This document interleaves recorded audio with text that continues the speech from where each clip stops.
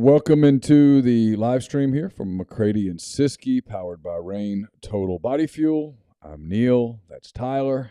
What it is. What it is. How are you? Well, I'm starting my daily ice tubs, baths to get ready for hypothermia because I can't pick my nose right now. It's very depressing. I had a chance this week. We'll talk about it, but I had a chance to close the gap, and I just widened the son bitch. I left the window open. I just enjoyed the breeze, I guess. I don't know. I didn't slam it shut. So very, very depressing. Chris wants to know. He said, "Did you guys know that ice fog is a thing they get in Boise?" Dude, so this didn't inspire my hopes about December the 20th. But it's gotten to that point where I have Boise, Idaho saved as my weather on my Weather Channel app.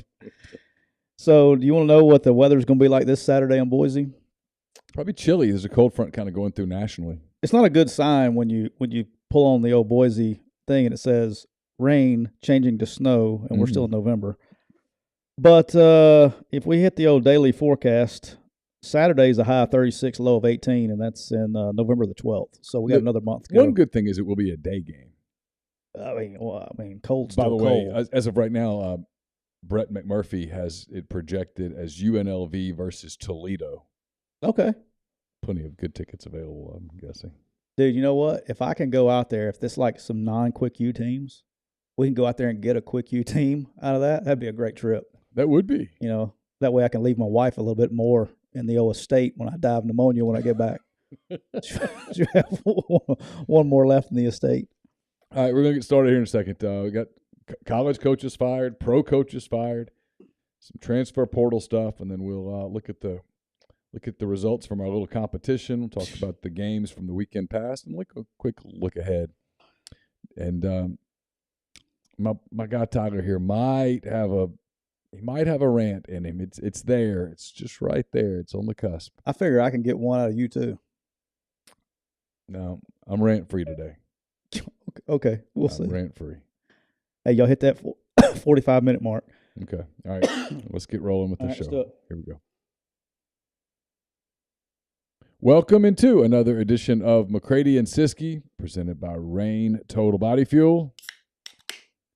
I'm Neal McCready. That is Tyler Siskey, back for another week here on the big show. We'll be with you today and again on Thursday afternoon. Week 11 of the college season is already here. It's hard to believe. 2.5 weeks from right now, it'll be Thanksgiving Day. Regular season, at least the team I cover, the regular season will be over. There's a chance that they're still alive in the postseason. Got to have help. Got to have some help. But we'll talk about all of those things here in a little bit. How was your weekend? Not very good. It's going great until I had to look at my picks. No, it was good. Got to go sit at the house on my fat ass and enjoy the games. Did you put up Christmas stuff? I did not, but the wife did. That's what she did all day, Saturday and Sunday. Carson and I got it all out of the attic on Friday afternoon and helped put a lot of it together. And then Laura did the overwhelming lion's share of it. It's not completely done because when she does Christmas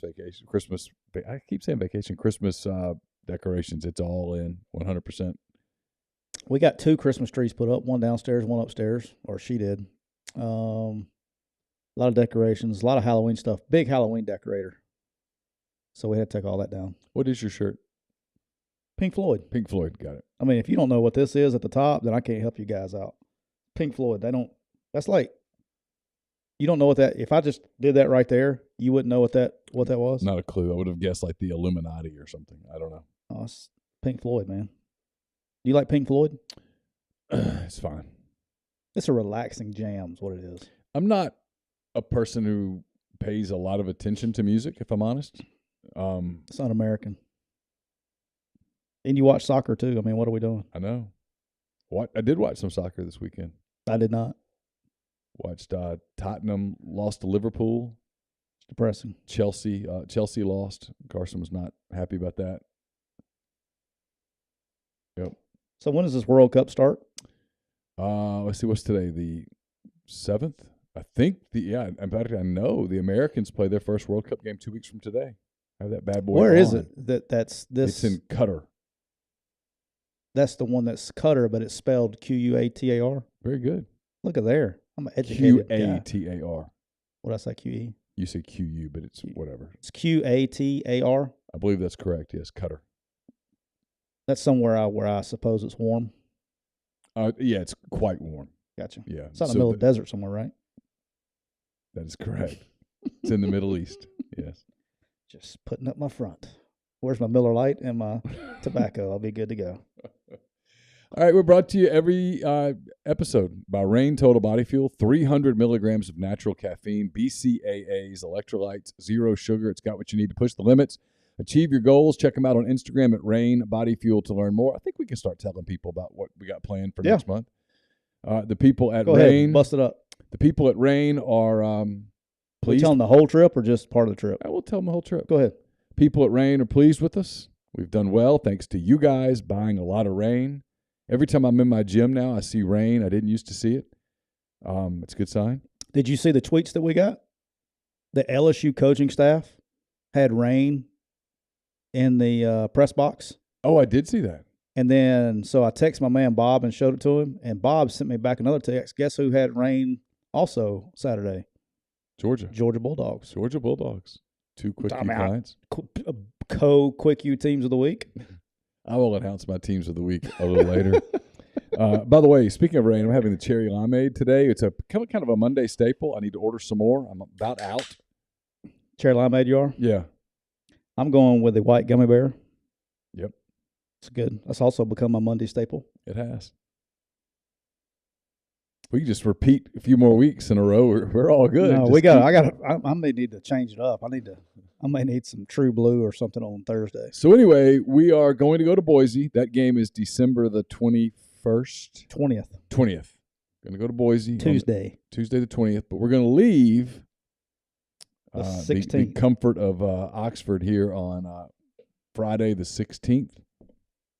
We're going to fly to Las Vegas. Yes, we are. Going to the Las Vegas Bowl. That's on Saturday. Saturday in Vegas. Are we going to see the Raiders? Yes, Sunday. Who do they play? They play the Patriots. Oh, okay. Sunday night. Oh, Sunday night. We also have an invitation to go to the Raiders facility on Saturday if you would like. Oh, yeah, for sure. And then we're going. I don't know if we'll be able to get to practice, but. So so we fly to Boise on the 19th. And then the game's on the 20th. Yep. There you go. We'll do an NFL show on Sunday. Yeah, we'll do NFL show. We'll do lots of follow us on social media. All the links are right there. Yep. Our boy Cole's going to be with us, filming all of our exploits. So I have a feeling Cole's going to be tired of me and you by the time this trip's over. Yeah, with. I got a feeling. Got a feeling. He has to be the sober one. Yeah. We never did test the equipment this last week like we were supposed to, but that's my fault. Got it. You feel good about it? No, but we need to test it at some point in time. Y'all did? No, we need to test it. Oh, yes, we do, for sure. Really the camera part more than we do the audio part. I think we got the audio good. Yeah. Well, yeah. Audio's going to be fine. Okay. So anyway, that's the plan. And then, of course, the road to Boise, the big bet payoff will happen there. The loser will be at the famous Idaho Potato Bowl there in Boise. The projection right now is UNLV versus Toledo. What's the Las Vegas Bowl projection? What SEC team? I think he had who did he have? I can't remember. Is that a 7-5 slot? Yeah, it's one of the lower slots. I mean, so it'll be like Arkansas, Missouri, one of those teams. Gotcha. That wouldn't be a bad bowl trip now. No, if you're going to suck. If I'm a player or a coach. If you're going to suck, that's the place to go. Yeah. To play in the Raider Stadium. I think he did have. He had Arkansas, Utah. Oh, that would be a good game. That was his projection today. Either one of them quick U clients? No. So you could go try to pick up one of those two teams. Go out there and just clean sweep, do all four of them. You know, considering, all of our quick U clients have had great years, -1. Okay. Don't want to single one out. Right, don't want to single one out, but we all know who it is. Grind. So, but everybody else is doing good. So excited about that. I wonder if Brian Harsin, is he back in Boise? Would he sit down with us and have a tell-all? Ooh. We could sit down with Brian Harsin in Boise at his venue of choice. Ooh, I bet I can make some calls. Even if you don't want to be on camera, we could tape it, put it up in podcast form. Look at you, got me thinking. Mm-hmm. I can find a way. I think he's going to be I think Brian Harsin's going to end up with either the Colorado or Arizona State job. I've heard a lot of Arizona State buzz and some coaching. And he's going to get something. Type circles, people that are around coaches. Then he will never have to worry about working again. Well, technically he doesn't have to now. But what do you do, though, at that age and hanging it up? I don't know. So, but anyway. All right, so speaking of firings, 2 today, 1 in the college ranks, 1 in the NFL ranks. Jeff Scott out at USF, South Florida. Frank Reich out at Indianapolis. Jeff Saturday, the former What are we doing? Former Colts center. He's a broadcaster now. He's going to be the interim. Well, he's a high school coach. Well, he's an NFL coach now. How about this? To my knowledge, and somebody please fact check me if I'm wrong, but to my knowledge, this is the first time an NFL head coach, even interim or whatever, has ever been hired that has never had a snap of NFL coaching experience or a snap of college coaching experience. So what do you make of this? Is it just a PR stunt? I don't know. Now, look, Jeff Saturday's very beloved in Indianapolis. Right, that's what I'm saying. So is this a PR stunt? Irsay loves him, the whole deal. But if it was a PR stunt, why don't we just hire Pat McAfee? How awesome would that have been? Hell, hire Peyton Manning. Or Peyton Manning. I wonder if Peyton got a call. I would think he would have said absolutely not. I wonder if he got the call, though, before Jeff Saturday. Probably not. If you're going that route. Probably would have assumed Peyton would say no. He's got other obligations. It doesn't feel like his cup of tea. Just a weird deal. Like, how do you become the interim head coach and you're on the headset on Sunday and they're talking, and it's the way I don't know how he contributes. You know what I'm saying? Like, you don't go, hey, you talk in terms, like you talk in your language of, hey, let's run whatever, 162 cell X post, whatever you want to call it. He doesn't know the terminology. My guess is that he is literally a figurehead to deal with media and that type of thing, and it is a PR gesture / stunt / hey, this is going to free us up to go do some real searching for who we need to hire next. Well, when you got 2 old head coaches, that's on your staff with Fox and Gus Bradley, and you go this way, this was kind of interesting. And then I see in the chat that says, he was a consultant with the Colts. I don't know what he did in that consulting role because he was coaching high school football at Ebron Christian in Dacula, Georgia. So he wasn't even up there. So I don't know what consulting he was doing for the Colts. But golly, man, I just thought it was kind of just with 2 old head coaches on your staff, and now they fired everybody they've let go. There's not one person on their staff that's ever called a play in a game. And this is the National Football League now. This isn't the. Well, I got to tell you, as bad as they looked yesterday, I'm not sure that it really. And I don't mean this hyperbolic. Literally, I don't know that you can be any worse.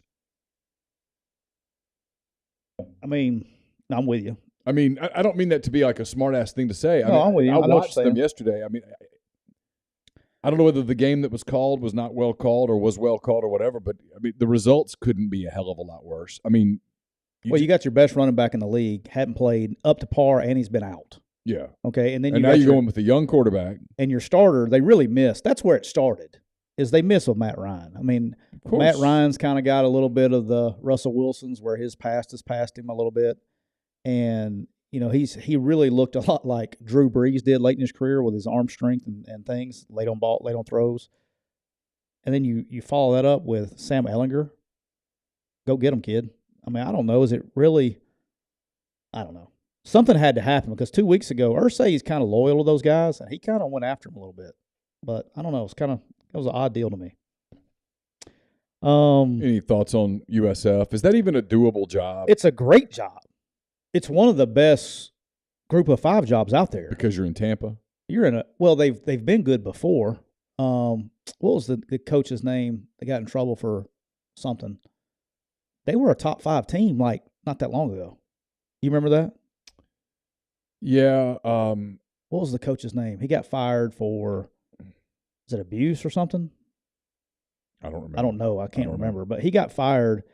Golly, it's gonna drive me nuts. I couldn't name the last USF coach. They were a top 5 team in the country, like 10 years ago, and talent just everywhere. Kind of like Central Florida, they got resources. I don't know. It's Jim Leavitt. Jim Leavitt, thank you. Thank you there, Dave. But I mean, that's a great job, man. I don't know. It was surprised a little bit that he didn't get it turned around, because I think the guy's a good football coach. Definitely hasn't shown on the scoreboard. That one shocked me. I respect him as a coach, as a recruiter. He's really good.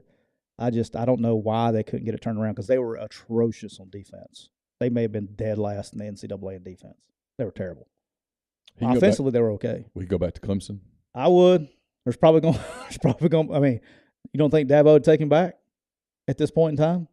Take your play caller back from the national championship? Yeah, I would think Dabo would take him back. Clemson, dude, talk about bad offense.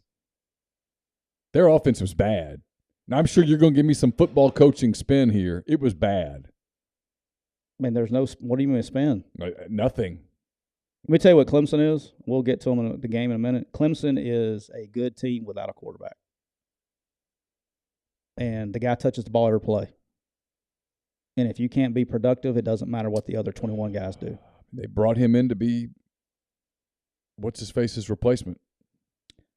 No, and look. By the way, he's turning into a bad NFL quarterback in front of our eyes. Who, Deshaun or Trevor Lawrence? Yes. I'm not ready to give up yet, but he's not going to be an elite quarterback, but I'm not ready to. NFL quarterback, there's not a very high standard there. I mean, there's not a lot of great quarterbacks in the NFL right now. You know how to pronounce his last name, by the way?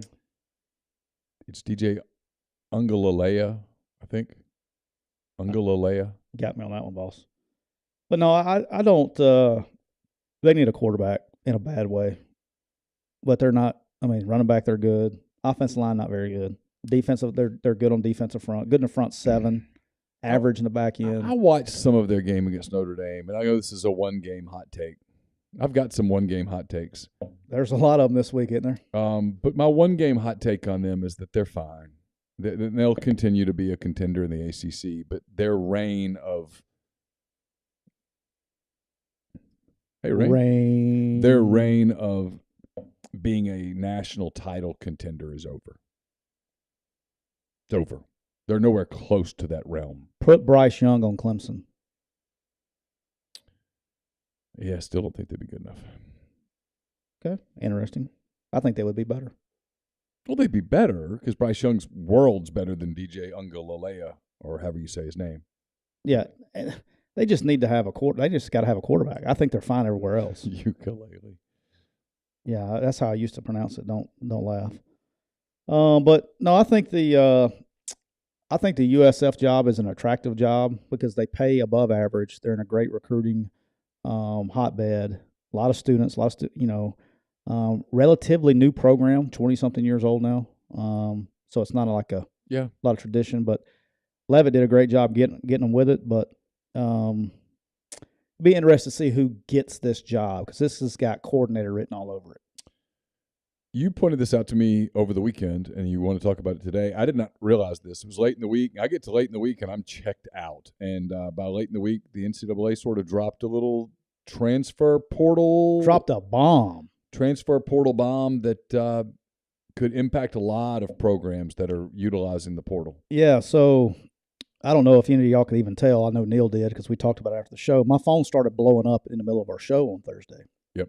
And started taking calls and was really on the phone a lot on Thursday afterwards. Thursday, they basically – this is the NCAA's way to get high school recruiting back up. Okay. This was what they were attempting to do. So Thursday, they come out and they say two things. One, which is the most important thing, is once you take someone out of the portal, they are yours until they exhaust eligibility or go to the NFL. Okay.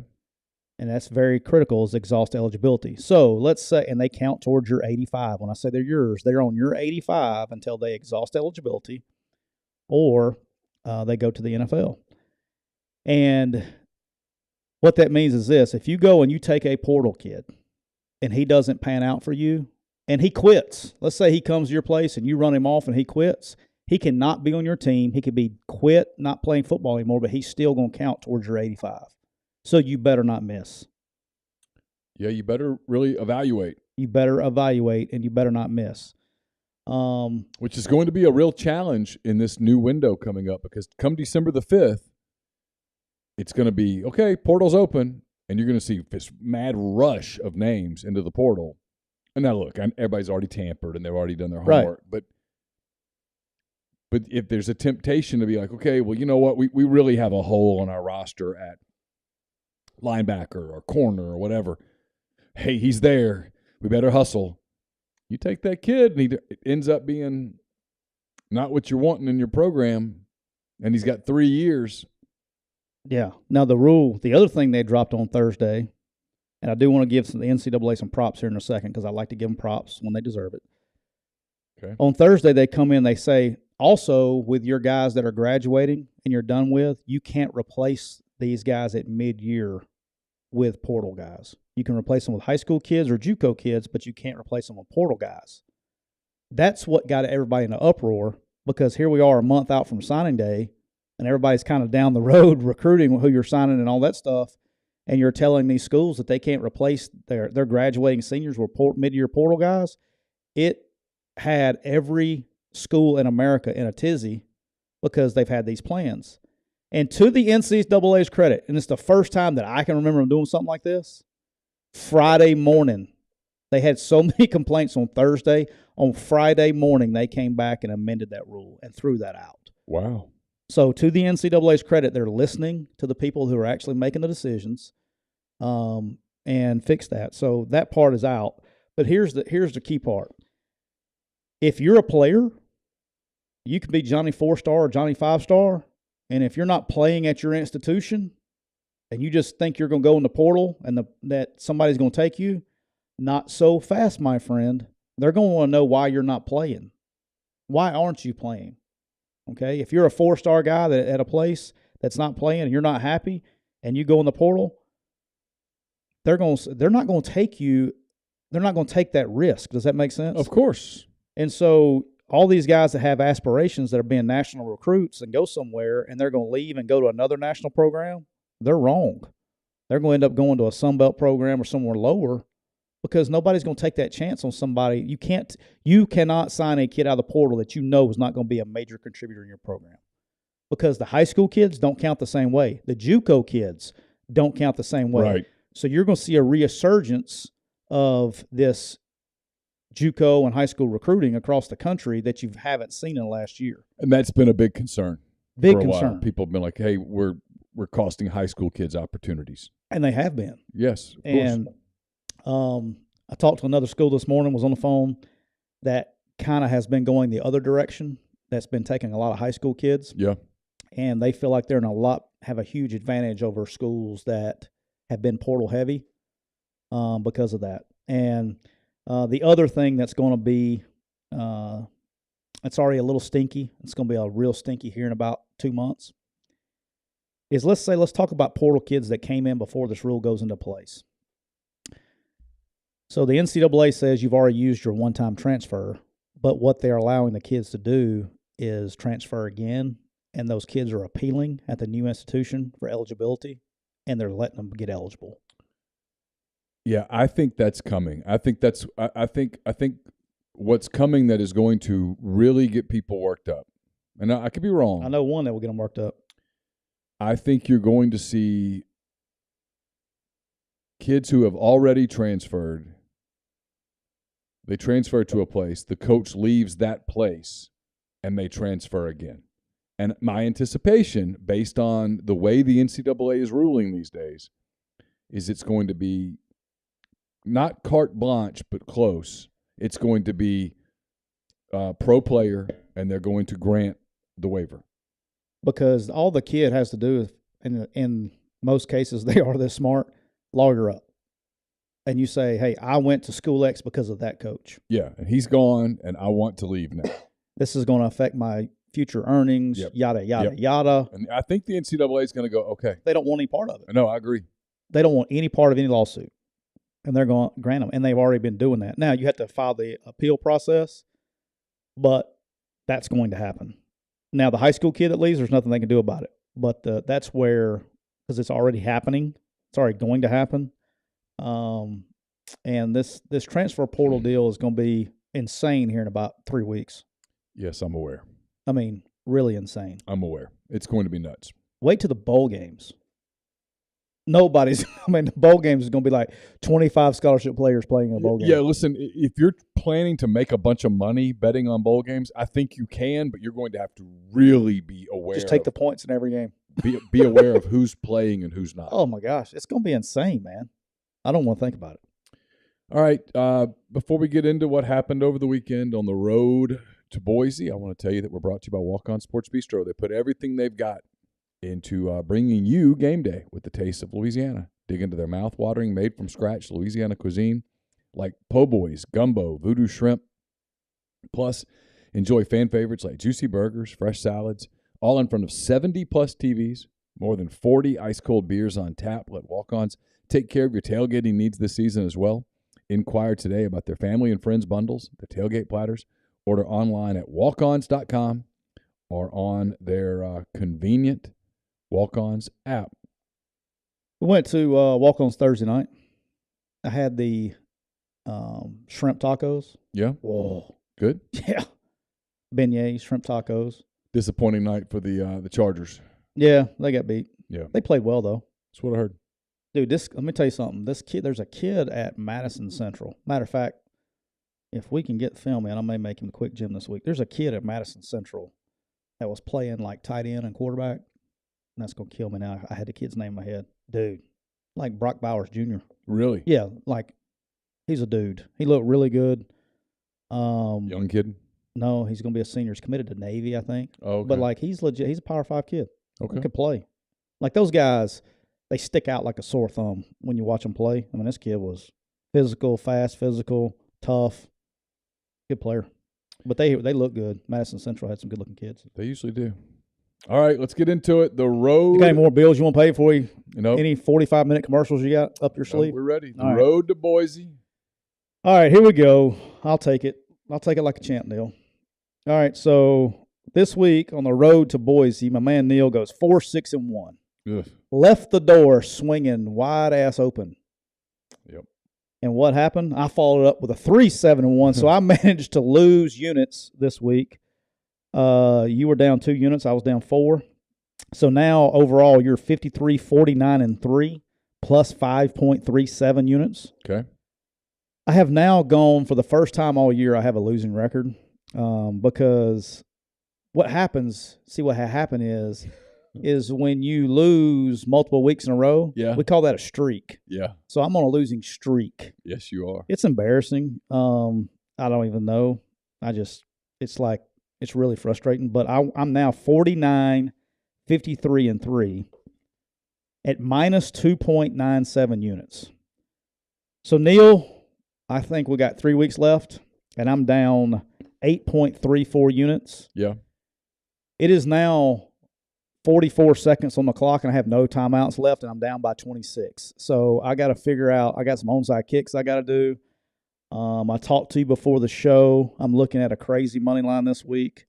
It's time for me to pick crazy upsets and just get lucky and hit one. I think that's my – now, you can also, if you would like, go 0-11 or 1-10, and I may cut some I think my play things down there. play here is just to kind of play conservative for a week or two and see what I can do, which is what I've been trying to do. But I've also tried to have a little fun, and I think I need to eliminate the fun. I need to just get to business. Well, I mean, I thought I had a great plan going into the week too, and I felt really good about the weekend when you started off 0-2. Yeah. And I was like, okay, you lost your Thursday night game, Friday night game. I'm starting to calculate up. Okay, if I can go here, I can gain units. Yes, I lost on Thursday night with the. See, this was what I mean. This was dumb. I took Eagles minus 14. It was dumb. It's too many points. Don't lay that many points in an NFL game.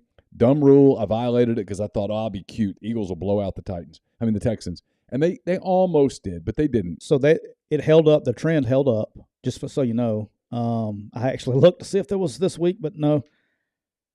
Now, double-digit favorites on the road are now, because the Jets and Bills were yesterday as well, are now 3-12 against the spread. Yeah, so if you get a double-digit line, take the dog and the points. Yeah. The numbers are with you. So I lost that one. Friday, I was really close. In fact, I felt like I was going to get it with Oregon State. I took the Oregon State money line at Washington. Oregon State loses by 3. Oregon State was the better football team. They were. What I should have done was covered myself and made it and bet the line as well, because I would have covered on the line at least. Yeah, they were a 4-point dog. They were the better team. I don't even know. Like, I'm sitting there, I was cussing Penix Jr. because I was up pulling against you. I stayed up late pulling against you. Yeah. My wife was going, "Why in the hell do you have this game on?" Yeah. I was like, "Oh, it's just a good football game." I didn't have the heart to tell her. But Oregon State gave that game away. They had them beat. They did. And then I rallied on Saturday. Got TCU minus 9.5. They won by 10. I thought you were lost. I thought I counted that as a loss, and I came back and they done it. I turned it off. Had Iowa State. They had them minus 7. It was pretty drama free with the Cyclones. Not good in Morgantown right now. Everything went well for Iowa State. I had Troy minus 4.5. They fought and fought and fought, and then they did it. And I would like to take a moment. John Summerall, you and the Trojans, you're the McCready Media Team of the Week. Here's to the school we love, we're Trojans one and all. I had Clemson minus 3.5. I didn't sweat it because I knew Siskey had it too. They were awful. Notre Dame beat the pants off of them. And then, and I got cute here. This was where I'm not going to get cute anymore. I'm done with cute. Okay? All right. I had Boise State minus 7.5 against BYU. Thought maybe I was going to be smarter than other people. Nope. I had other games that I liked better, and every one of the games I liked better covered. So I learned my lesson. Not doing it anymore, but Boise State lost straight up to How about BYU. Troy, though, scoring a touchdown with 5 seconds to go instead of kicking the field goal? Is that not John where it's at? Summerall. Did you right? I did not watch it. Did you watch any of the BYU Boise game? I kept up with it. I didn't watch it. I'll be honest. I get late Saturday, and I'm kind of football. I know you don't like these words. I get footballed out. I don't. Yeah, you got me on that one. I don't even understand what that means. I started flipping to. Don't say it, dude. Don't say it. Tell me NBA. Don't tell me that. Iron Chef America. Oh, I'm okay with that. I thought you were about to say soccer. No. World Series was getting decided, too. Yeah. How about Mattress Mac with a $75 million largest sports bet hit ever? Good day for him. Did you see, though, how he does that? Like he's basically hedging. Yes. He's not really. He's not basically hedging. He's hedging. Yeah, but he's not. Everybody's like, oh, it's such a big gamble. He's made because he gives away the free furniture. The guy, he was talking about the night before or something, he did like $3 million in business off of that. So he wins. It's a good point, Grind. It's a good point. Say? You think guys with multiple wives have quit in them? That's on you, Neal. Fair enough. Can't argue that. Bless them. All right, so Notre Dame, Clemson. There's just not much to say. There's not much to say. I mean, there's not much to say here. How do you show? Here's my question, though. They got whipped. How does it get to that point? I mean, they're not that good. They're just not very good. They've played in the ACC. How can we say that they're not that good when they had the longest winning streak in the NCAA? Because they play in the ACC. If you put Clemson in the SEC, they'd lose half their games. But if my aunt had balls, she'd be my uncle. Yeah, but if I put them in the Big Ten, they'd lose half their games. They're just not that good. They ran into a Notre Dame team that's better than them. I think they just got to get a quarterback. I don't think they're as far off as everybody thinks. Fair enough. Quarterback matters. No, he does. He touches the ball every play. Yeah. But so when you have I don't think they made a recruiting miss either. I mean, everybody's like, oh, how do you – that guy in high school now? Yeah, everybody recruited him. I mean, guy can – like, he looks better in high school throwing it than he does in college. I mean, in high school, he was freaking development? No, I don't know, man. Okay. I have no – like, I don't even know. It's very confusing. It really is because people that were that good don't turn into that. It's something's off. I don't know what it is. Sometimes the lights are too bright.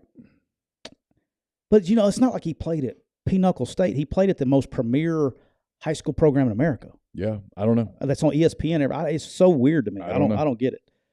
All right. My Saturday, before I even got to that shitty-ass part, my Saturday started with North Carolina -7 against Virginia. North Carolina's dominating this game. They're winning by 17 points, and they go to prevent defense. You know what they say about prevent? I've heard. Prevents you from covering. Yeah, I've heard. And so here's where it really gets me is you remember the App State game. They learned, and I was hoping they didn't learn. The exact same thing happens at the end of this game that it happened in the North Carolina App State game. So they score 2 touchdowns in the last couple minutes. They kick an onside kick. Cat from North Carolina catches the onside kick and is running for a touchdown. And in the App State game, he scores, and they end up coming back and tying the game. Mm-hmm. Not my man this time. He went down. He went down, and I was cussing him. I was like, "You're not supposed to learn and remember from your past mistakes." And had it the whole way, just fell. I was like, I was doomed from then on. I made sure I got Longo a message too that I was not happy about losing that wager. So they got that message this morning. Okay. Clemson's Clemson, and then we had a game over in Fayetteville, Arkansas. Whew. Ugly. I mean, with your favorite, I know your fandom of the Arkansas Razorbacks. Woo pig. Got upset by your other favorite, Hugh Freeze and the Liberty Flames. Go Flames. God's team. Dude. I mean, first of all, what in the hell was going on up front for Arkansas? That's the biggest question to me, is that you watch their performance, and the thing that sticks out is twofold. One, fairly convinced Jefferson's hurt. The shoulder's hurt to the point that they're compensating in play calling. But I've never seen a veteran offensive line miscommunicate as much as they did. 7 negative plays, is that right? Something crazy. It was the first half. It was incredible. It was like, what are y'all doing? They were lost. Down 21-0. They get a field goal at the end of Caroline's friend Cam. Knocks in a 50-yarder. Way to go, Cam.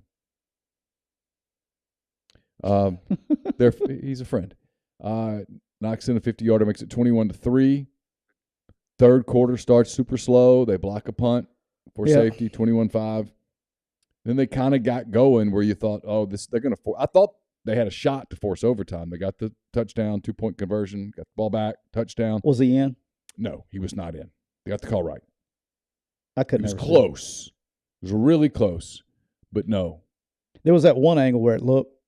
It was so close that I think had they called it the other way, it would have stand. Yeah, because the best view, one of the receivers is in the way. Yes, but I think they got it right. I don't like that play call, by the way. If you're gonna, it's a run up the middle, and you're counting on him. Anyway, yeah. So they were playing cover 0, and they have an extra body.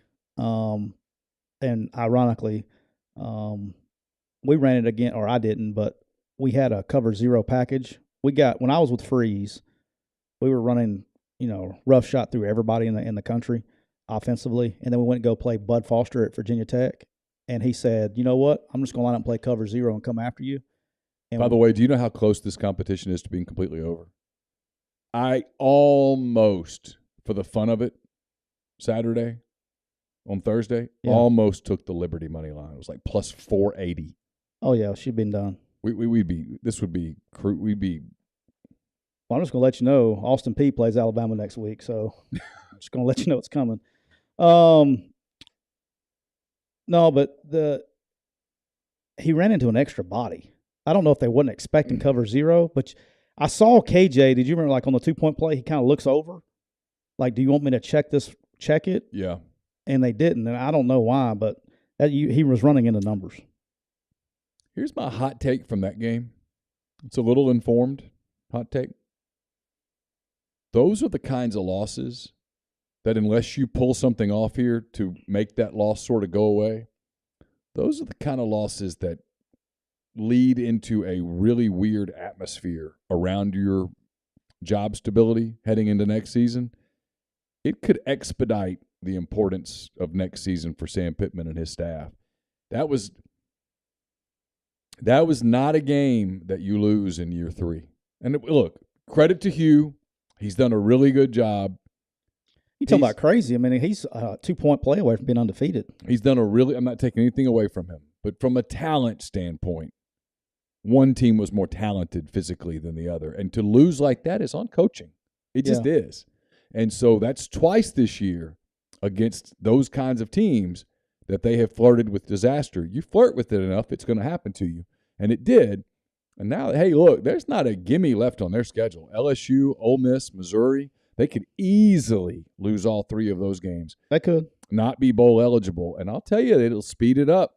In today's college environment, we see it everywhere. He needs to be playing blackjack with us in Las Vegas. Yeah, I think if you offered him the Vegas Bowl right now, he'd jump because that meant they won a game. Yeah. But they're flirting with disaster. And that's the kind of game that'll get you on a hot seat fast. I'm not saying Sam Pittman's on the hot seat or any of that stuff. I'm saying that is the kind of game that will get you on the hot seat fast. Yeah. In today's college football with all the money involved, that right there. Yeah, I think he'll be all right. I don't know why. I like the guy. I think he's a good football coach. I know it sucks to lose a game, but let's say this too, though. I mean, it's what you get for scheduling like that too. They didn't put him in the greatest position. No, they scheduled Cincinnati, BYU, Liberty. I mean, my God. And then you go and look, like SEMO, but that's also your former head coach. Like, bad idea. No, it was they scheduled a loss in there, and it finally got them. I mean, go play Arkansas Pine Bluff, and let's call it a day. I mean, even if KJ gets in right there, winning in overtime is not going to be a sure thing. No, because they couldn't move the ball. Yeah, they were struggling.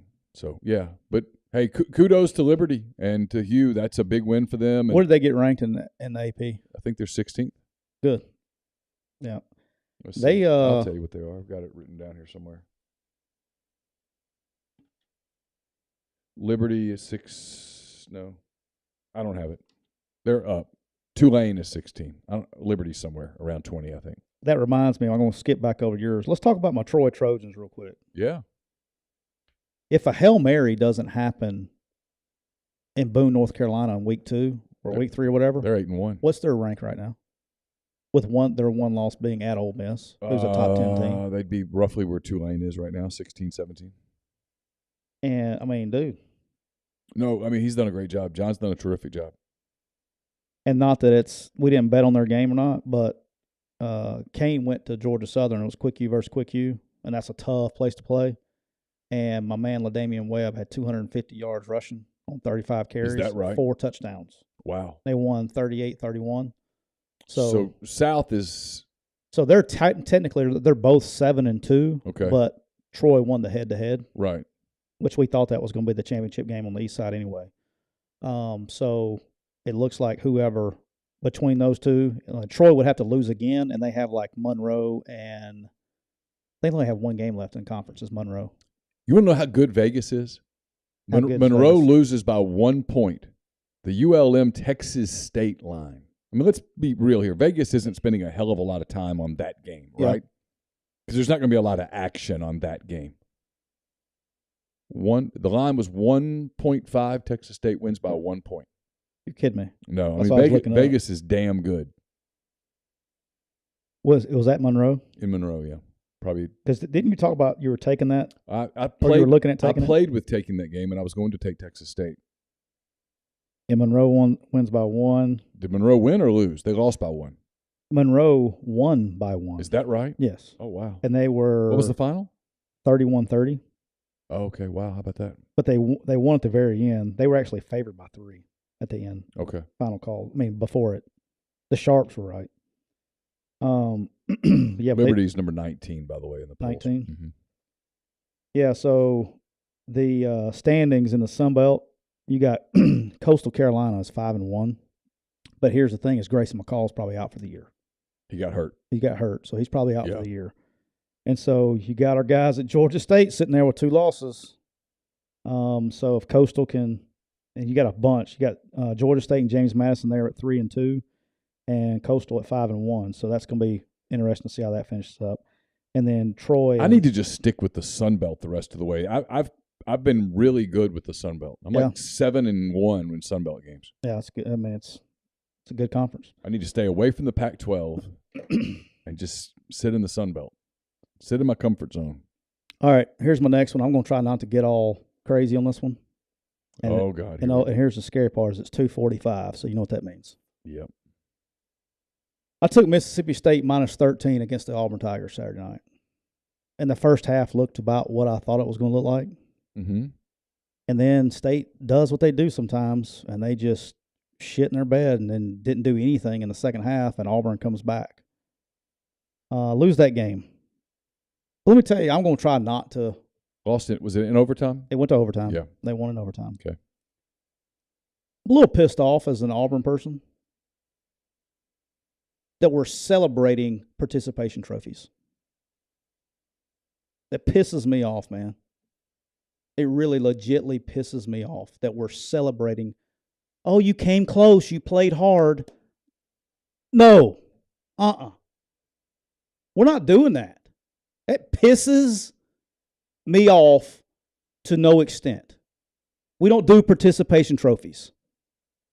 I'm hot. I'm really legitimately pissed off. Maybe this is a kinder, gentler Auburn moving into a new era. I'm going to try very hard not to say the F word today. My mom she did listen to that show, by the way. She got mad at me this weekend. I guess she caught up, found it. But why are we celebrating participation trophies? I don't understand it. Ooh, you went to overtime. You got beat.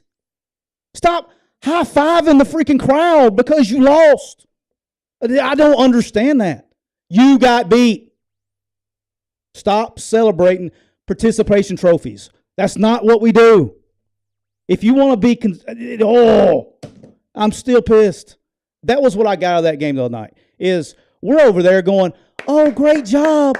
Way to fight. You got beat. Don't celebrate participation trophies. Yeah, I do, Connor. I do love Auburn because I went there and I actually played there. I sat and watched everybody play, but I have blood, sweat, and tears in the place. Stop celebrating participation trophies. Nobody cares. What kind of business is it, Neal? It's a scoreboard business. All right. Were you on the what side of it were you on? If you want to celebrate, go win the damn game. Then go celebrate.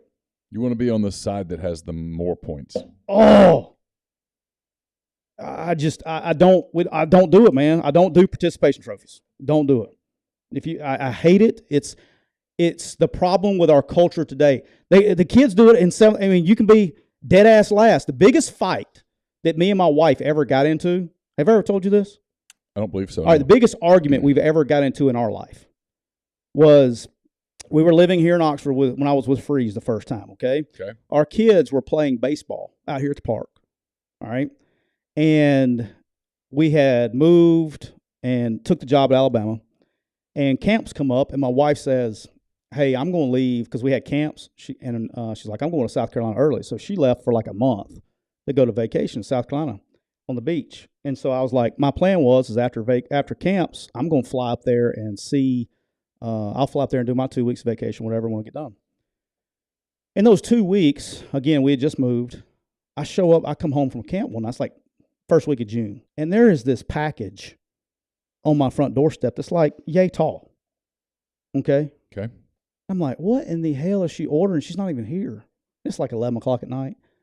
I go in there and I open it up, and it's like they were on like the Cardinals or something, their team. It said, FNC Park, St. Louis Cardinals world champions. They didn't win a game. They went over. So you know what I did with that trophy? Threw it in the freaking trash can. I would have sent it to St. Louis. Yeah, threw it in the trash can. Yeah. Because I don't do participation trophies. Okay? I don't do them. I'm with you. I don't do them. I'm with you. All right, so I threw it in the trash can. I'm totally Wife with you there. legitly pissed at me that I threw that thing in the way. I threw it in the trash can. No, they didn't win a championship. They went over. They didn't win a game. Doesn't matter. If you don't get a trophy unless you win the whole thing. So, hey, good job, guys. We played hard. Great job. No. No, you don't high-five the fans. Now, you go tell your players what you need to tell them. You know, I'm going to tell you this. Auburn needs to be a little careful here. And I know that this is rallying around Carnell Williams and it's all that stuff. And it's, hey, we hated the coach that we hired. We're going to pay him $15 million to go away. We hired him. We did this to ourselves. We're going to celebrate his demise, which is kind of weird. But this Williams thing is, be careful. You get on this road as a program. Don't go too far down the road because there's no guarantee that there's an off-ramp. And next thing you know, you get turned down by a couple of coaches, get a little antsy. Let him win a game. Let him win 2 games. Let him upset Alabama. Let something weird happen. And all of a sudden, because it's emotional, and the media is going to start pushing for it, and before you know it, there's pressure, real pressure, to hire a guy as your head coach who's not ready to be your head coach. Be careful. That's all I'm going to tell you. Be careful. It's why had I been Auburn, had I been in the room and someone said, what do we do? You'd save $2 million and fired him the next day? Nope. Let him finish. Let him finish. We can fire him as unceremoniously as we would like. We can do it on the field in Bryant-Denny when the clock hits 0, but let him finish. Yeah. He's not salvaging this. Let him finish. Be careful. Everything about it makes my blood boil. It Be really careful. does. That's all I'm saying. Be careful. And everybody goes, oh, it won't happen. I've watched it happen. Be careful. I don't think Cohen though. I think being new AD, I don't think he would do that. Gonna be a lot. Could be a lot of pressure though. You're right. I know pressure. You have a really good point. Carnell Williams is not just any former player. Right. You have a legitimate point. It's not like trying to think who would be a good example here. Alex Lincoln. It's not like Alex Lincoln is doing it. Hey, Alex, if you're listening, man, hope you're doing well. That's my guy. It's first ever walk-on to make it to the NFL. It's not even like Rob Pate, very popular guy. Yeah. It's not even like Kendall Simmons, very popular guy. No. This is Carnell Williams. It was a huge recruiting win. He came. He has this. He has the nickname that he got. He was a legendary high school player in Alabama. He was a huge recruiting win. He never lost to Alabama. He played on that undefeated team that deserved a shot at the championship and didn't get it, and that almost made them even more romantic because they never kind of got – so if you're an Auburn fan, he was the face of a team that – along with Jason Campbell and Ronnie Brown and all those guys that never got the chance that they deserved. And they did. They deserved a chance. But had they played – probably would have won it. But had they played in that game and won it, yes, certainly they're legendary. Had they played in that game and lost it, people would still go, hey, that was a great team. But the fact that they never got to play the game almost makes it romantic. Like an undefeated underdog. Yeah. Kind of makes it romantic. And he was the face of that, and the legendary call from, Rod Bramlett, the late Rod Bramlett, God rest his soul, when he says, go crazy, Cadillac, go crazy or whatever. That's one of their famous deals. Yeah. So now he's the guy taking over at a time when the program's at rock bottom and all the fans hated the other coach, calling him Coach Potato and all that stuff. Now you've got their guy, and the social media people are putting out family. People rally around family. Especially there. Yeah, well, anywhere. But yeah. Apparently it worked at LSU too. Family. Be careful. And look, I want to say this too. This isn't about Cadillac. This is about the freaking fans, man. Stop celebrating mediocrity. Stop celebrating competing. This is not what it's about. That place is not about let's go compete and lose close. Fuck that. Go out and play. PC Rebel says, Neal, how does the let him finish argument apply to Freeze and Matt Luke? I don't really know that it did. They had to fire. They had to fire Freeze because of the thing that happened, and Matt just got promoted as the interim. That was a whole season. Yeah, that's different. It's totally different. And then Matt's not the same as. And Matt's not the legend that Carnell was. I mean, Matt's got he's played here, all that stuff. But Cadillac's was he not a finalist for the Heisman Trophy, or he was up there, right? I can't remember. Top 5, 6, somewhere there. He had a great special season. He had a great year. The problem he had with that team was that Ronnie Brown had a great year too. Yeah, they split, too many carries. Yeah, they split the carries, and Jason Campbell was very good that year. Yeah, they did a lot of good things. Good on defense too. But my point is when you do the interim thing, you got to be careful because you bring in the interim for a few games and he rallies the troops. Got to be careful. Yeah, I don't care if it's Saturday that Pocket Watch saying this year. No, it doesn't matter, guys. Look, I can go ahead and tell you, this isn't about let's go show up and play hard and hope we, lose close. That's not how competitors think. All right. And if you're not an ultimate competitor and that makes you, I'll tell you this, if I'm inside that building and anybody is happy with losing close, your ass has got to go. That's not what this is about. There's too much that's on the line to go in there and go, man, I sure am happy we lost close. Fuck that. Let's go win, man. I'll just tell you, I think they're going to smoke A&M on Saturday. They better. After this, if they, I'm going. Oh, they should. If it's, but I'm not about this. And let me tell you what, he's getting a lot of grief about it. But I'm more like in the Mike Leach school where I'm going and throwing the chairs away. Y'all don't deserve to sit down. No, get up. Don't deserve it. I wouldn't have gone as far as what he said. Only he can get away with that. But I mean, like, you ever had a fish sandwich with lemonade? Are you a fish sandwich guy? No, I don't know if I've ever. Even down on the coast, like, were you a shrimp po' boy guy or shrimp? Did you get the catch of the day? I will do catfish, which is not real fish. I will do like freshly, like my favorite thing ever, ironically, is Felix's stuffed flounder. Yeah, they take the flounder and they put the crab meat in it. That's pretty good. But I'm not a big fish guy. My wife loves it, but I'm not a big fish guy. I'll eat it, but I'm not. Can't eat it every day. Felix's is on the Causeway. Is that the place I'm thinking of? There used to be a place on the Causeway that we would go all the time. Felix's is a $1 place right there on the first restaurant on the right. So it wasn't Felix's. It was another place. It was closer towards Spanish Fort. Bluegill? No, it wasn't Bluegill. I've been to Bluegill. It's the one thing I miss about it. You got R&R, you got Bluegill, you got Felix's, a lot of those have changed. We ate at Felix's a few times, but it was pretty high dollar. No, this was it's going to drive me crazy. I'll search in a minute. There's one that's changed names about 14 times. Oh, there used to be one. It's right there with it was. God dang it! It's changed like 14 times. Yeah, not the Oyster House. I'm pulling it up right now because this is going to drive me crazy. I'm not going to be able to focus. Grind says Auburn's last Power 5 win was against Ole Miss last year, but that's what I'm saying is this isn't about. I don't care if you've lost 400 games in a row. You don't celebrate competing close. I think that's bad. That's terrible competitor. Like, oh, congratulations. You almost won.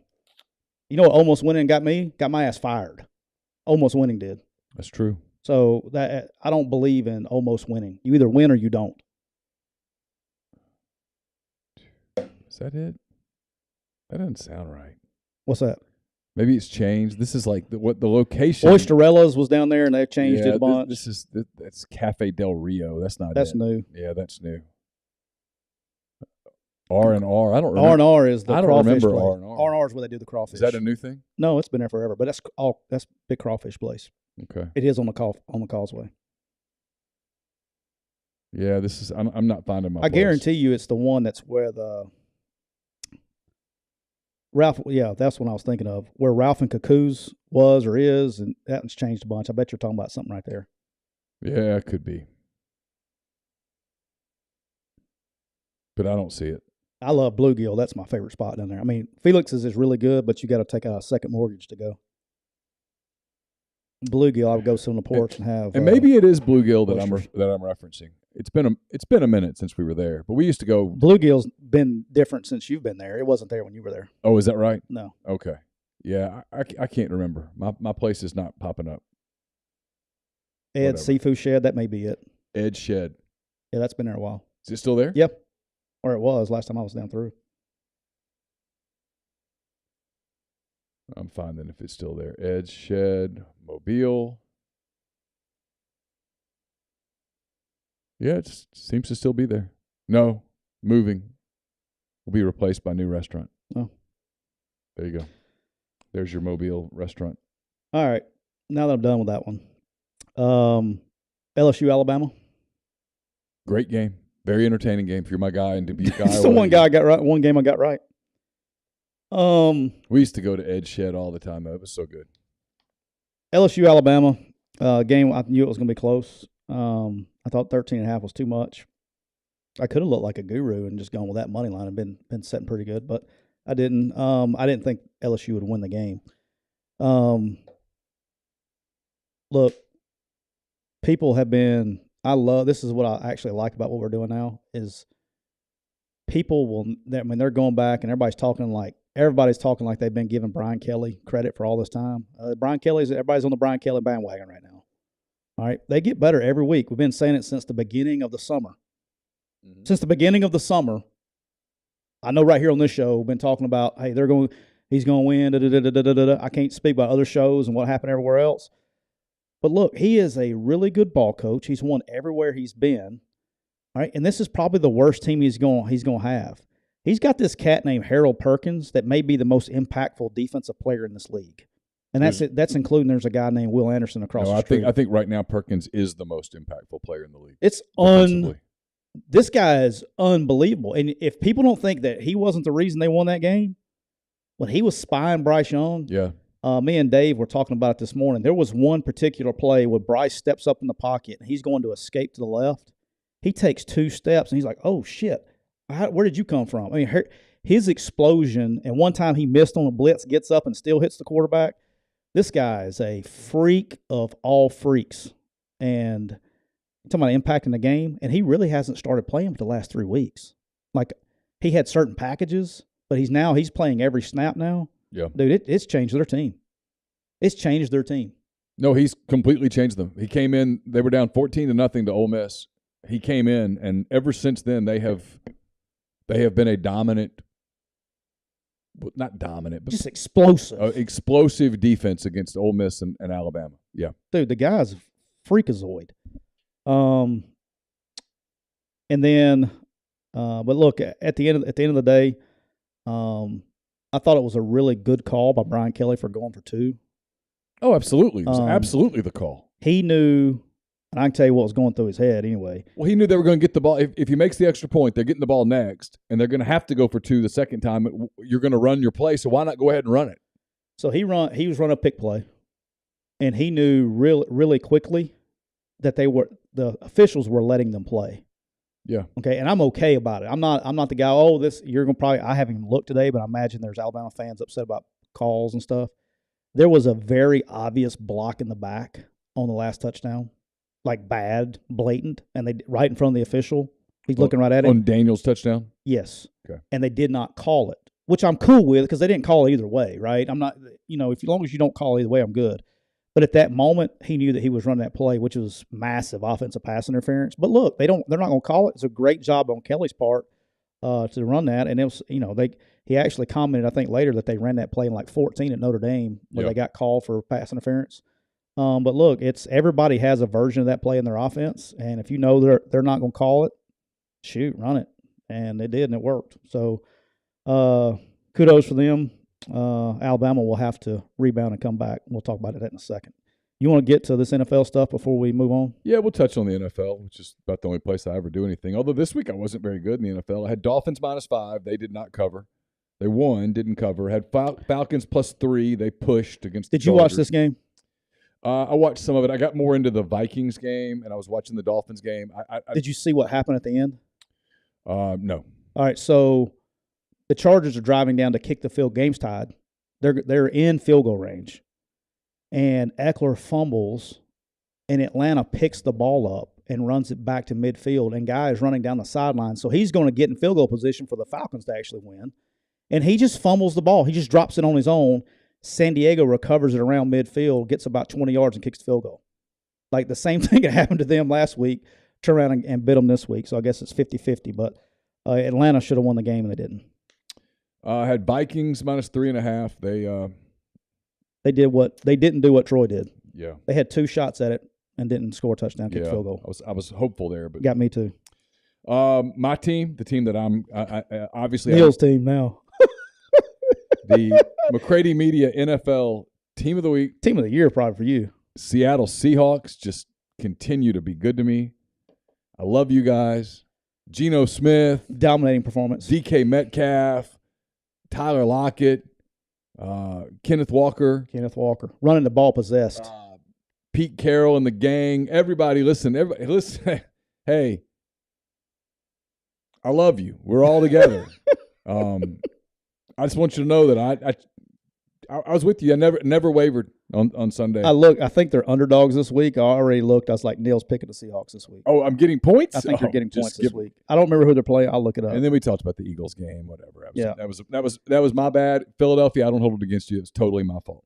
All right. The games we didn't talk about. I had the Packers -3.5 and watched Aaron Rodgers throw 3 interceptions in the end zone. They were bad. You know what? And now look, I love Aaron Rodgers, and I think Brady gets a lot of credit because of how many titles he's won. Yeah.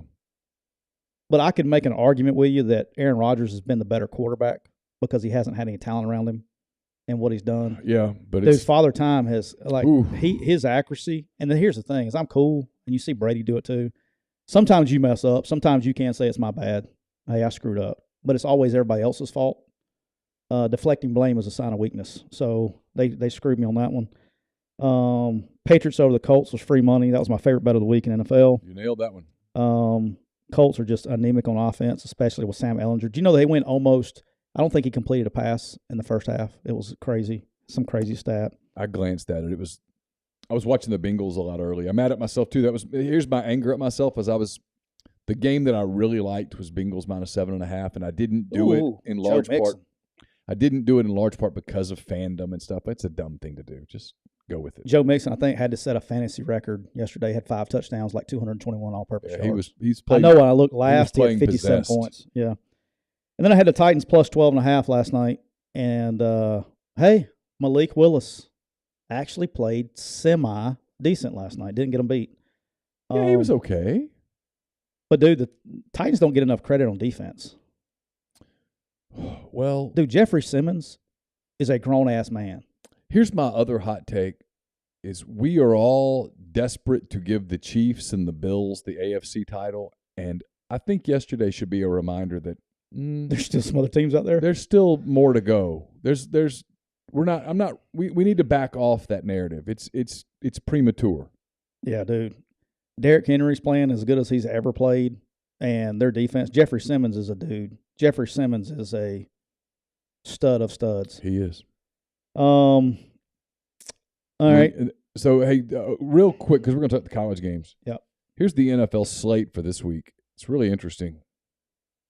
Oh, I already know one. Boom. Atlanta -3 at Carolina. It's an interesting game. Seattle +2.5 at Tampa. Hello. How is that? What? But here's the thing. That's in England too, right? That's it's across in the Dublin. pond. But it's across the pond, right? Is it Dublin or Munich? Yeah, they're leaving. Germany. Yep. They're leaving on Wednesday. Jacksonville at Kansas City. That's a 9.5-point line. Big line.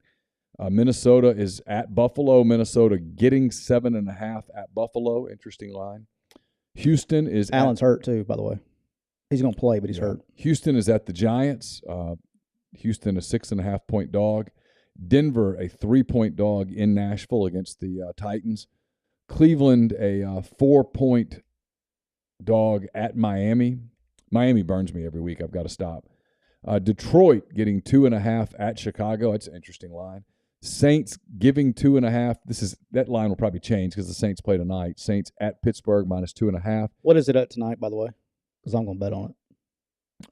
Baltimore -2 at New Orleans. It's moving hard tonight. Indianapolis is at Vegas. Indy getting 6.5. Interesting. Oh, boy. I see another one. Cowboys -5 at Green Bay. Cardinals +3 at the Rams. Chargers +7 at the Niners is the Sunday night game. Yeah, that line's right on the money. And then the Monday night game, the Commanders getting 11 at Philadelphia. GJ said, why is Jeffrey Simmons unblockable? Because he's pissed off on every play, and he's got elite quick twitch and elite power. In my opinion, there's only one better defensive lineman right now in the NFL, and that's Aaron Donald. And Jeffrey Simmons is right behind him. Yeah, that guy. And if he was playing in a bigger market, he would get more respect. But he's playing in Tennessee. But he's a dude, man. All right, so let's look ahead a little bit to some Week 11 games in college football. We got games starting on Tuesday. Got some action. Got some action. We're not going to touch all these games, I promise you guys. Eastern Michigan is -7.5 at Akron. Ohio is -1.5 at Miami. Ball State's an 11.5-point dog at Toledo. Those are your 3 Tuesday night Maction games, followed by 3 Wednesday night Maction games. Kent State -2.5 at Bowling Green. Buffalo and Central Michigan now at Pick'em. Northern Illinois and Western Michigan a pick'em. So a couple of quickie clouds, couple of fun games in the MAC. Got some Thursday night action. Tulsa's at Memphis. Georgia Southern at Louisiana Lafayette. What's that line at? 3.5. Georgia Southern getting 3.5. Yeah, that's gonna be a good game. Yeah, I'm gonna leave it alone. I don't like either side of that enough to use one of my picks. Friday we got 3 games. East Carolina +5.5 at Cincinnati. I might. That's gonna be a barn burner. Talked to my boys at Cincinnati today. They East Carolina's a good team, man. Yeah, Cincinnati's a good team. Yeah, they're both good teams, but it's a this end of the American Conference, good conference, a lot of really good games here at the end. Fresno State at UNLV. UNLV at home, getting 9.5 points. Getting 9.5 from Fresno. Yeah, got nothing for you. And then Colorado at USC. This is a line 34 points. Not touching it. All right, so we'll get into the Saturday games. Just tell me when some of these strike your fancy. Right. LSU -3 at Arkansas, a game that Ole Miss and Alabama, they can say they won't be watching it. They're going to be watching it because this is a big game for both programs. I don't see how this is close. I'm just telling you now. Right. I think LSU boat races Arkansas. Here's what I would say. I'd say temper here, and here's why. Okay. One, I don't know why. I think LSU drops one of these last 2 on the road at Arkansas. But if you told me that, A&M. I would say it's A&M. It's gonna be cold because Devin A-Chain gives A&M something. I'm with you. The quarterbacks can throw the football down the field. Assuming he doesn't still have the flu. They've got some receivers that can make plays in the open field, and they're far more talented up front on defense than Arkansas is. And so you can give LSU some fits with the talented defensive front. I don't know why, dude. I think they drop one of the 2, if not both. Arkansas, I can't. I'm being serious, man. Hot takes. I mean, I need some mitts. It's not, but because you got to remember this, and this is the SEC. Playing on the road in this league is very difficult. Keep talking. I got to get something. You got to get some mitts. And at the end of the day, I don't know why, but both of those programs, A&M and Arkansas, have enough ass to kick ass. Arkansas is going to get a lot of disdain because of the way they looked last week, but Arkansas is probably the most Jekyll and Hyde team in the entire country. I mean, one week they look great, one week they look terrible. If they get hot at the right time, when you burn your hands, it really hurts.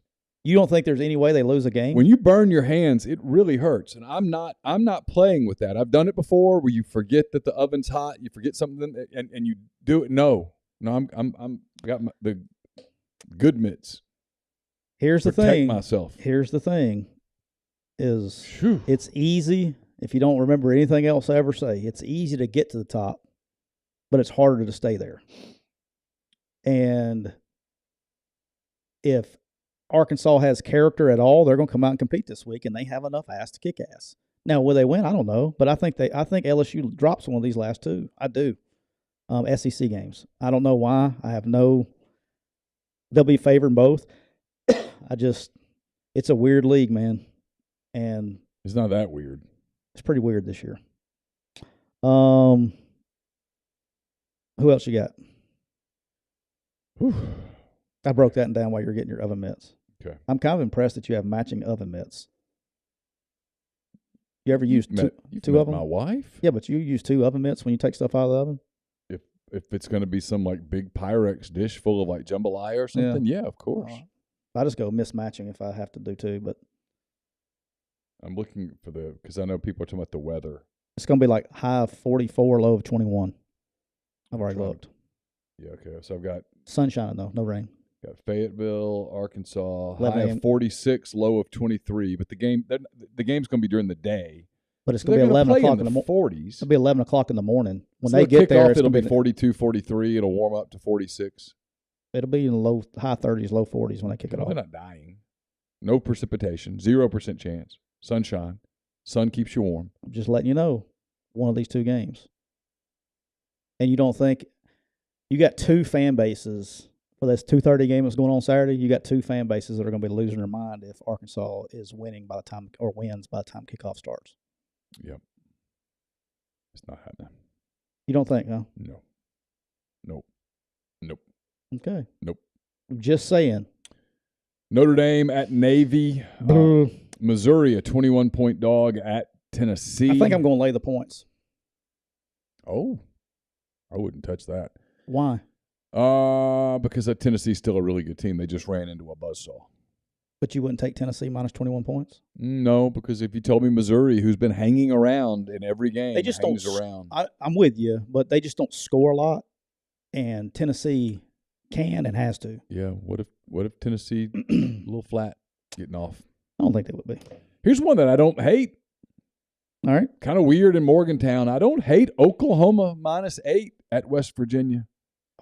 Boy, that's a weird one, isn't it? I know it's a weird game. I wouldn't want to go with the Mountaineers right now, as weird as they are. And it's hard not to take the Mountaineers when they're at home. Why is Pittsburgh only a 4-point favorite at Virginia? Because they have no quarterback. Okay. It's me and you out there playing quarterback. Vanderbilt getting 17.5 at Kentucky. I went off on that on the Oxford Excellent podcast today. Yeah, absolutely. You ever get tired, just throw a go route. Illinois -6.5 at home against Purdue. Purdue struggled with Iowa. All right, here's Purdue's thing, though. If they can't run the football, because they got me and you playing running back. Yeah. When they play these teams that stop the run, they struggle, man. And Illinois can stop the run. I would probably lean Illinois on that one. Yeah, I'd definitely lean Illinois there. Liberty -14.5 at UConn. What's that money line there, Neal? The UConn money line is +460. Don't do something where I've got to cheer for Liberty in a game. Okay, don't. I got a hot take for you, Neal. Yeah. Come Thursday, because your boy, look. So my wife comes in Sunday, pissed off, and she asked me. She thinks I'm going to die of pneumonia now. So since when the wife gets pissed off, I take shit serious. So I've started my Monday this morning looking for possible money lines. Yeah. UConn over Liberty is one of my favorite money line plays of the week. Okay. UConn sneaky good, not good, sneaky okay. They're playing at home. They got the momentum. They needed to get bowl eligible. Liberty coming off the high. Mm-hmm. Where's Hugh's attention? Auburn. Just saying. SMU's at South Florida. SMU a 17.5-point favorite at USF. I'm tempted to just lay them. The over under here 74. It's down to 72. Oh, okay, okay, great, awesome. Virginia Tech 10.5-point dog at Duke. No. Indiana, your guys at Indiana. I'm tempted to take the points on this one. There'd be 40 of them. You get a lot. 40 points at Ohio State. The over-under 57. How many points does Indiana have to go score for you to cover that game? 10. They can't stop Ohio State. Is 10 enough, though? I don't know. James Madison giving 7.5 to Old Dominion in Norfolk. ULM, the Warhawks, Georgia getting State. 14 at Georgia State. Hey, remember my man Sean Elliott? Yeah. Sean to Charlotte. Sean Elliott to Charlotte. You know what they did to the Southern Miss to the top Golden Eagles this past weekend? Whipped them pretty good. Pretty good. I don't know. Hey, he's got something going over there. He figures out how to win the back end of the season. They've won like 5 or 6 or some 4 or 5. I don't know. They're on a hot streak. Temple is +20 at Houston. My man DJ Elliott. My guys, Western Kentucky. They play your Auburn Tigers next week. Western Kentucky giving 12.5 at home to Rice. What's the Auburn Western Kentucky line going to be next week? Auburn -7.5. Early money line candidate. Yeah. UMass is at Arkansas State, 17-point line there. Maryland plus 10.5 at Penn State. I'm looking for money lines right now as we talk. I don't like that one. Alabama minus 11.5 at Ole Miss. If you're looking for a money line, Ole Miss is a 360 money line. That's going up then. It was like two something, 280 or something when I looked at it. Louisville is this is probably the leader in the clubhouse for me. Louisville is at Clemson. The line is 7. Clemson favored by 7. The Louisville money line is 235. You can get a 2,200 money line on Nebraska at Michigan. The UCF Tulane line is 2. UCF a 2-point underdog. The UCF money line, however, is just plus 110. There's no bargain there. Boston College is getting 19 at NC State. No. Northwestern getting 17.5 at Minnesota. Did you see this game? Northwestern, Ohio State? Yeah, I watched some of it. How about that win, dude? That was crazy. Couldn't throw the ball. Did you see the pregame when the kicker from Ohio State kicked the ball and it went backwards? That's great. Miami of Florida, the worst Miami. They get a point at Georgia Tech. That tells you everything you need to know. Iowa State giving a point. My Cyclones giving a point at Oklahoma State. Whew. Oklahoma State, dude. It's bad. It's bad. The quarter tells you how much Sanders meant to him. Wisconsin is a 1.5 favorite at Iowa, but the money line's minus 105. Was the over-under 6 in this game or what? 36.5. Iowa's starting to find some offense. They ran this play. It was crazy. So the quarterback took the ball, and he faked a handoff. Yeah, no, he faked it. Wow. He faked it to the running back. Okay? Oh, okay. All right. And then it drew the linebackers in a little bit. No. And apparently they call this play action. Gotcha. Okay? Yeah. But we haven't got to the RPOs yet. Hey, Siri, what is an RPO? Is that It's a recruitment process outsourcing. No, we're not there. We have not processed our recruiting, although we could because I would quick you and outsource our recruiting. Could. So he fakes the handoff. All right. And then drops back to pass. No. And, this is the best part. I couldn't believe this. They ran a receiver on a post route. It's called a bang 8. And then they flooded underneath the zone where the linebackers were, one behind them and another one up top to take away. Yeah. And then the quarterback, he threw the ball. He literally, it's called a forward pass. Wow. He threw it past the line of scrimmage, downfield, and he connected with the wide receiver. It was like a 25-yard gain. Oh, you're killing me. It was unbelievable. I love it. Oh. So Iowa, 1.5 dog, but there's no value there. Vegas is not wanting you to try to cash in on that. New Mexico is a 23-point dog at Air Force. My boys from Ruston, Louisiana Tech, getting 18 at UTSA. Arizona State getting 9 at Washington State. My Troy Trojans laying 9 against Army. Not touching that. Dude, points will be at a triple option, ultra premium. Not touching that. App State giving a point at Marshall. This should be a really good game. All right. I low-key like – I've already looked at it. I kind of like App State in this game. Okay. Marshall, for what is like reverse splits. They don't play well at home. Yeah, Sammy says the Iowa offensive coordinator has admitted that play was a mistake. It was supposed to be a fullback dive. Find everybody. They're running right now.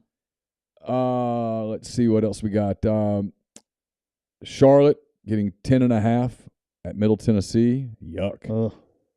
North Texas getting 5 at UAB. That'll be a good game. Well, I like North Texas in this one. Yeah, UAB struggling a little. Well, they're competitive. They lost in double overtime last week. I mean, they've been in every game, but North Texas is pretty damn good now. Yeah, I said that back in the beginning of the year, and you rolled your eyes at me. Which one? North Texas. I told you North Texas was going to be good in the Sun Belt. I'm just telling you what you did. I'll have to go back and find it. Yeah.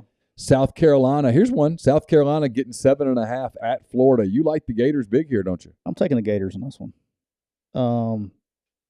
We had good Anthony Richardson. You know how we had good Bo, bad Bo? Yep. Now we had good Anthony Richardson on Saturday. They look like a real football team Saturday, even though they were playing Texas A&M flu Aggies. But dude, Anthony Richardson played well Saturday. My South Alabama Jags giving 16.5 in Mobile to Texas State.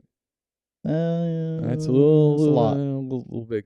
Though they could win by 40. I mean, speaking of 16.5 point lines, Georgia giving 16.5 in Starkville to Mississippi State. Lay them.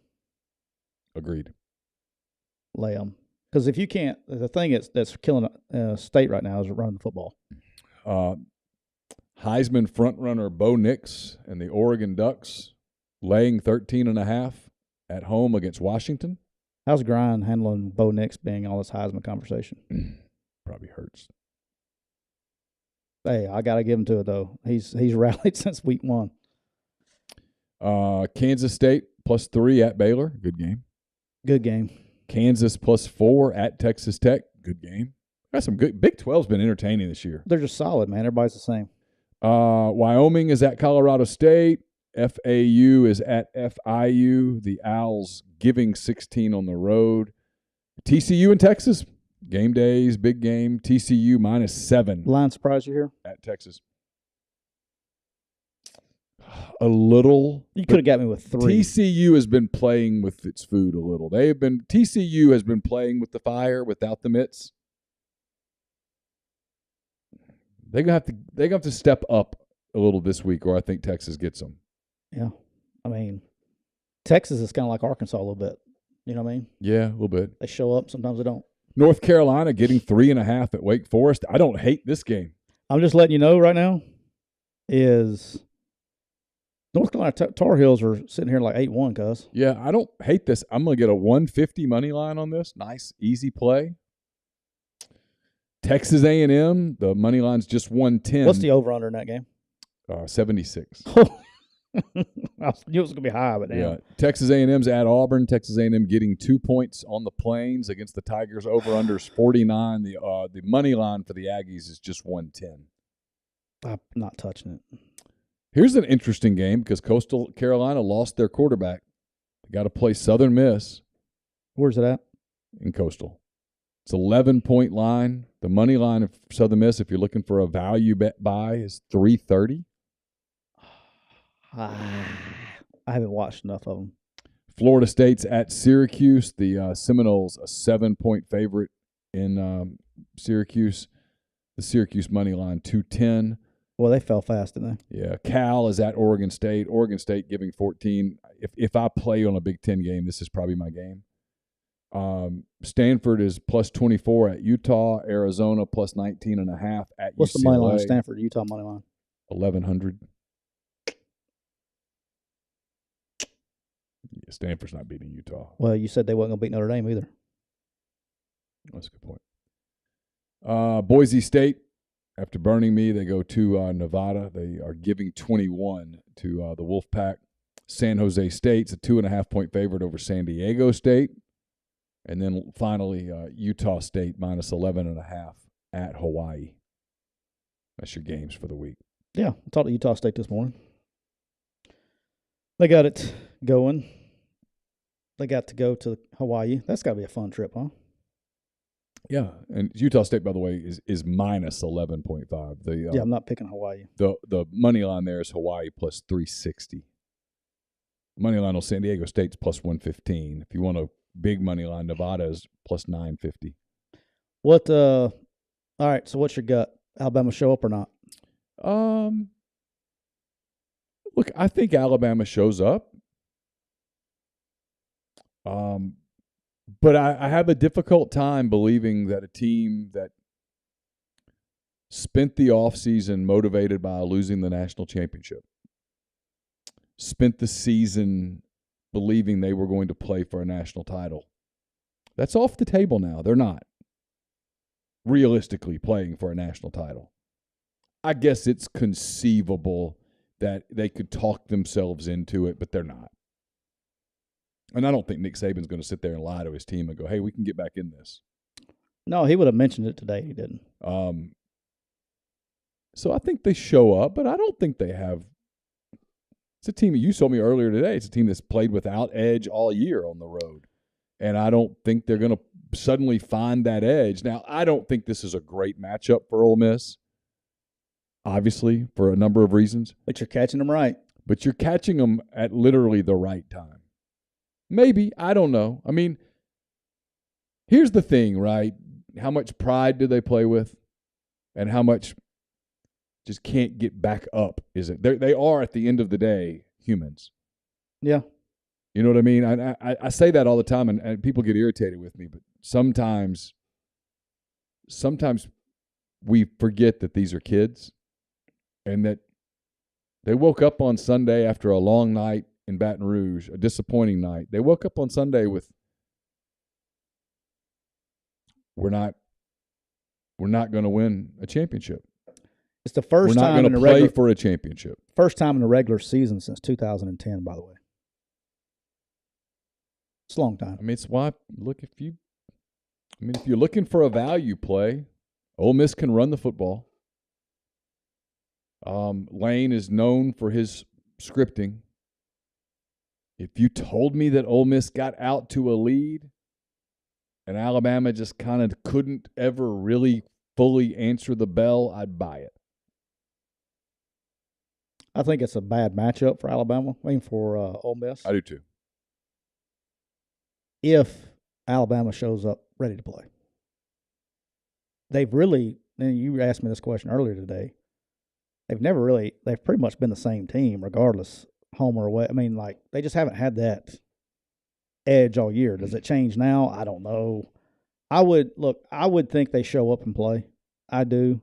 Here's what I'm asking though. At 2:15, they know LSU 34, Arkansas 21. It's over. You're not going to Atlanta. You're not winning the championship. Any chance of that dream is lost. Does it take just a little juice off of them that day?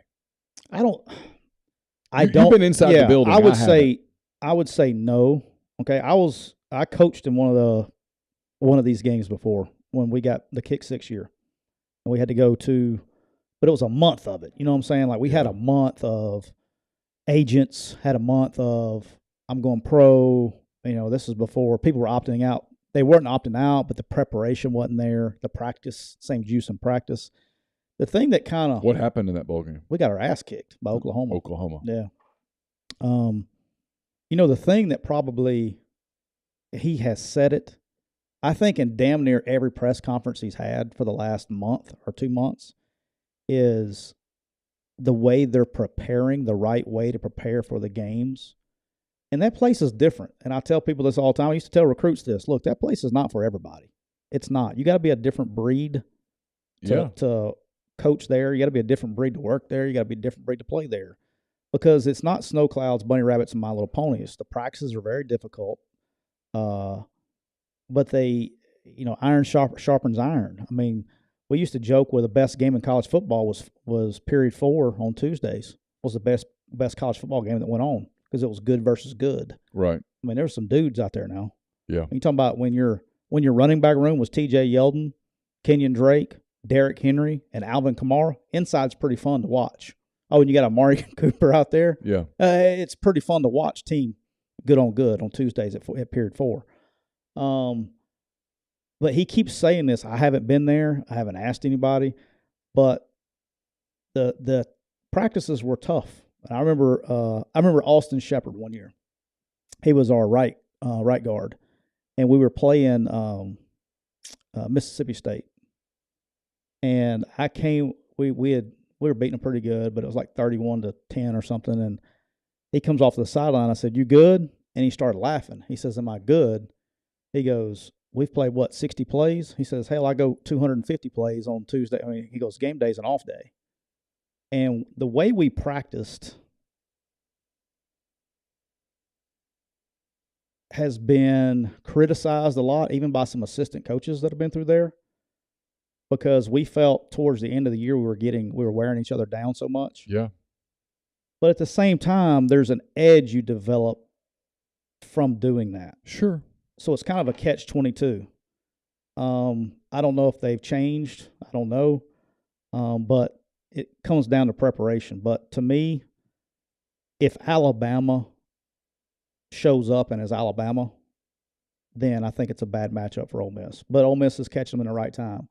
And if they slow down the running game, can Jackson Dart do enough with the passing game with the receivers versus everything else and have enough time with Will Anderson, those guys come off the edge to win a game? I don't know. And I want to see how much Ole Miss runs Dart. Oh, if I'm Ole Miss, we're all hands on deck. Oh, sure. I mean, I don't care if Dart's got to carry the ball 76 times this game. This is because now let's look at it from the Ole Miss perspective. Mm-hmm. I mean, weird things happen. I know we say this can happen. Look, Ole Miss, in my opinion, if they can figure out a way to run the table, I mean, you're 11-1 at the end of the year. Oh, of course. You need one LSU loss. You're in Atlanta. Sure. Hell, there's weird things could happen, and you could find your way in the conversation anyway. I know you're behind the 8 ball a little bit with Georgia and Tennessee. Yeah, it'd be tough. But weird things happen. Weird things do happen. It'd be tough to get there. I mean, the Ole Miss's path is win out, get help from either Arkansas or A&M, and get to the SEC championship game. We're talking about a bad matchup. Yeah, but regardless, you take a shot at that point.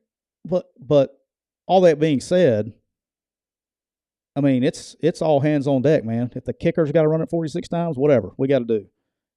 You're laying it on the line. And look, we can say we want to. Yep. But these two guys that are going against each other this weekend, they don't like each other, and they want to win really bad. Oh, no question. Like really bad. Both sides. There's no question. Both sides really want to win the game. Everybody can say what they want to. Nick Saban would rather lose to Satan than lose to Lane. Okay, he doesn't want to ever lose to Lane. Just don't know how you get that message across to your kids on a week like this. It doesn't matter. You won't. That stuff doesn't matter, right? Like the kids don't buy into that. Yeah, no. And vice versa. Right, sure. But look, Lane would rather lose every game of the year and beat Nick. Oh, there's no doubt. That's what he wants to do. Sure. I mean, and so it's interesting on a lot of levels. And to answer your question, I guess it matters on who shows up.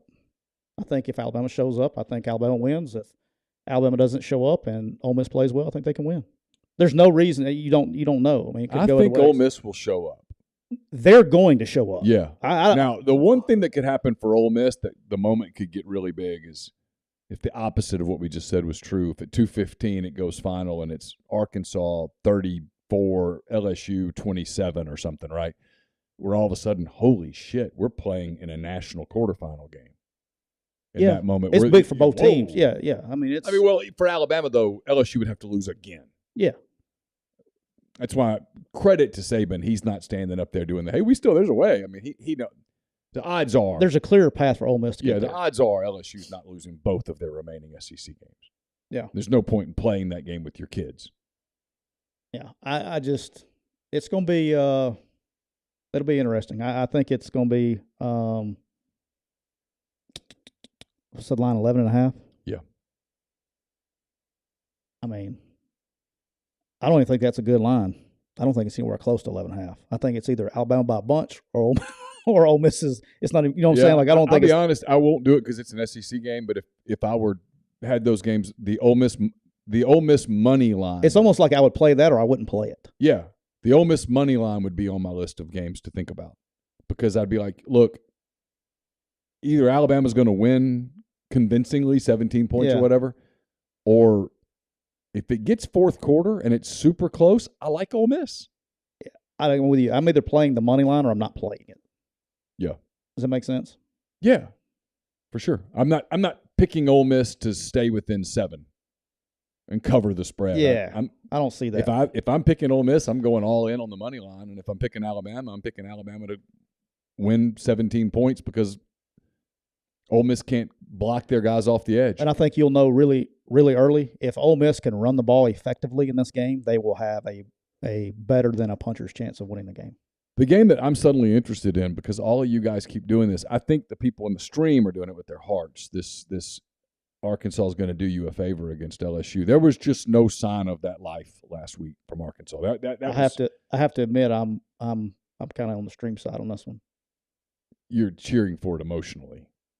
No, I don't have any emotional attachment to anything. Well, I know that. I'm just saying I think people, you like the idea of the excitement of it. Like, oh, changes that game. Because here's the truth. Look, Here's Arkansas, the truth. The juice is kind of off. I mean, this Alabama-Ole Miss game's big, but it's not what we thought it was going to be 3 weeks ago.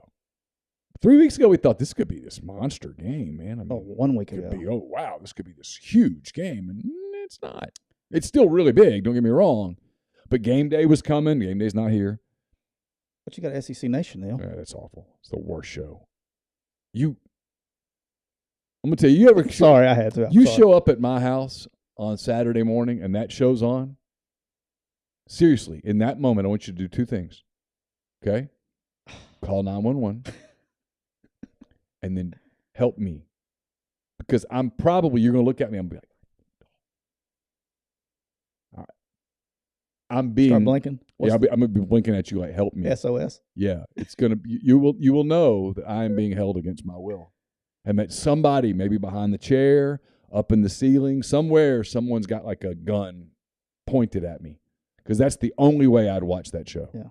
And by the way, I got something I want to say about that too. Because I saw, look, every time Alabama loses a game, or especially when they lose 2 games or out of it, you have to hear, oh, it's over. It's over. Like, guys. Yeah, no, I'm not doing that. Guys, stop. No, I'm not doing that. Stop. They recruit too high for me to do that. Stop. As long as that guy's the head coach there, they're going to be, it's not over. Yeah, no, agree completely. And look, you know what's going to happen? Let me tell you what's going to happen in about 2 months. They're going to go in the portal, and they're going to get a quarterback that you don't think they're supposed to get. And they're going to be right back to where they're supposed to be. Could be. I mean, that's what's going to happen. Speaking of, we'll be back on Thursday with another edition of McCready and Siskey, powered by Rain Total Body Fuel. Rain Total Body Fuel, 300 milligrams of natural caffeine, BCAAs, electrolytes, zero sugar. It's got what you need to push the limits, achieve your goals. Check them out on Instagram at Rain Body Fuel to learn more. We'll have a Make It Rain Thursday. Make it rain. Make our picks and get you ready for another weekend of college football and the NFL. So thanks to everybody in the stream for being with us. Appreciate it. For Tyler, I'm Neal. Take it easy.